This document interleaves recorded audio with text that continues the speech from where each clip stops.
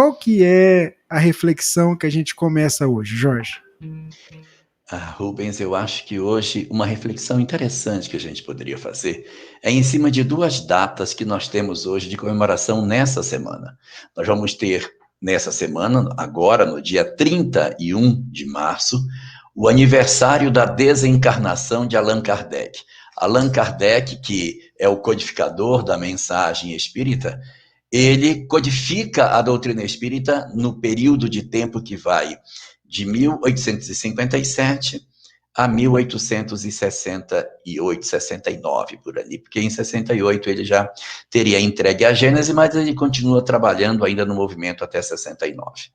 Então, é esse período de tempo, se a gente for fazer as continhas, entre 1957 até 1869, e se a gente pegar os 2 aninhos que ele começou a trabalhar em 1855, vão dar aproximadamente 15 anos de trabalho. 15 anos de trabalho para que ele conseguisse fazer esse edifício monumental de conhecimento espiritual.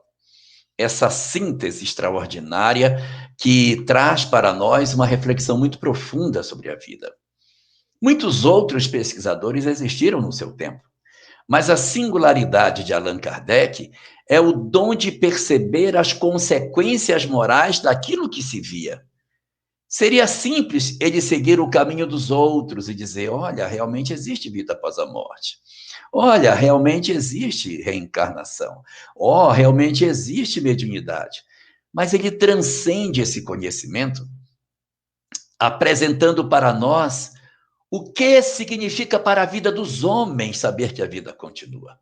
O que significa para a vida de cada um de nós, para a nossa vida em família, para a nossa vida em sociedade, sabermos da lei de causa e efeito da reencarnação e dos fios invisíveis que nos ligam uns aos outros.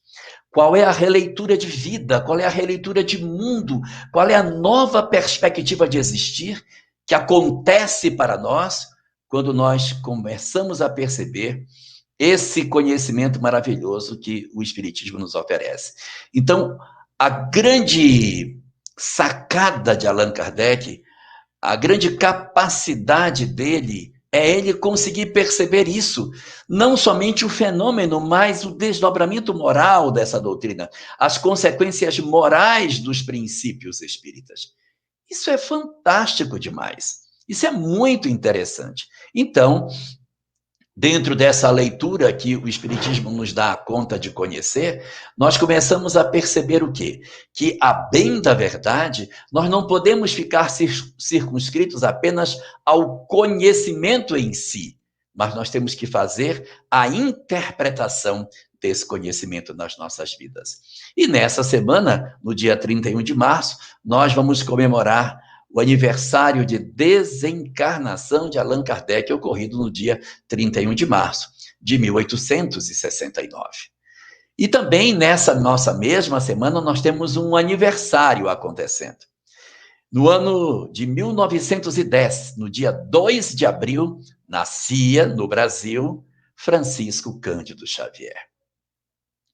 Aquele que viria oferecer para nós o melhor exemplo da utilização dos recursos mediúnicos e, ao mesmo tempo, o melhor exemplo que nós poderíamos ter dentro do movimento espírita da vivência cristã.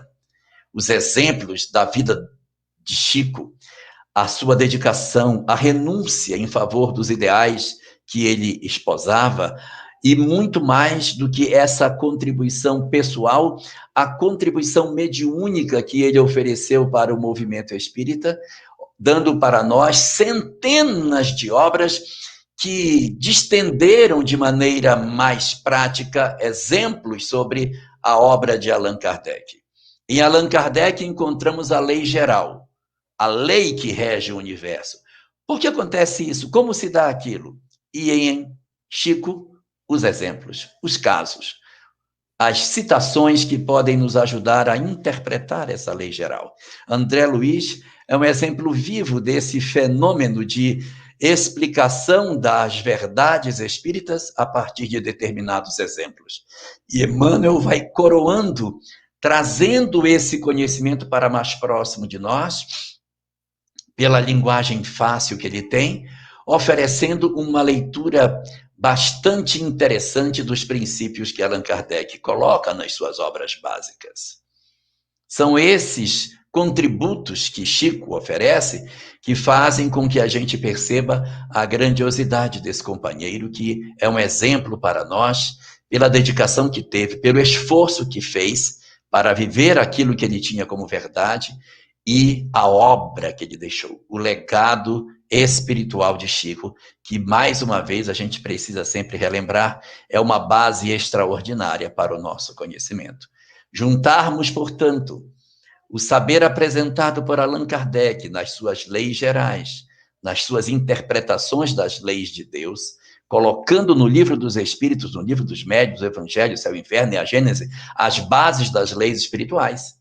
E depois, Chico, fazendo por sobre esse edifício doutrinário uma nova releitura desses conceitos, desdobrando uma série de informações que não devem ser entendidas como obras complementares, porque o que é complementar, complementa o que ficou incompleto.